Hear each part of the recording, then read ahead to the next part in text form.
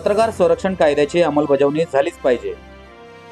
अंबरनाथ तालुक्यातील पत्रकारांचे तहसीलदारांना निवेदन.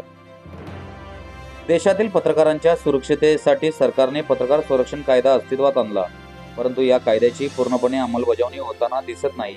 मागील आठवड्यात बदलापूर शहरात एका अतिसंवेदनशील घटनेची बातमी करणाऱ्या एका महिला पत्रकाराला येथील माजी नगराध्यक्ष वामन म्हात्रे यांनी अर्वाच्य भाषेत वार्तालाप करून अपमानित केले.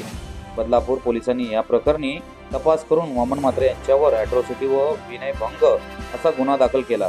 परंतु एका महिला पत्रकारासोबत घडलेल्या या प्रकरणात पोलिसांना पत्रकार सुरक्षा कायदा का आठवला नाही असा प्रश्न उपस्थित करत अंबरनाथ तालुक्यातील पत्रकारांनी बुधवारी अंबरनाथ तहसीलदार अमित पुरी यांना लेखी निवेदन देऊन सदर प्रकरणात दोषीवर पत्रकार सुरक्षा कायद्याअंतर्गत कारवाई करण्यात यावी अशी मागणी यावेळी केली.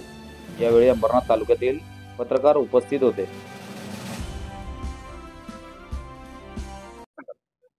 दैनिक सकाळचे महिला पत्रकार बदलापूरचे प्रतिनिधी मोहिनी जाधव यांच्या हे वृत्तांकन करत असताना त्यांच्यावरती या राजकीय नेत्यांनी दादागिरी करून त्यांची ही जी अश्लील भाषेत वर्तन केलं त्याचा तर सर्वप्रथम आम्ही तर पत्रकार संघाच्या वतीने निषेध केलेलाच आहे.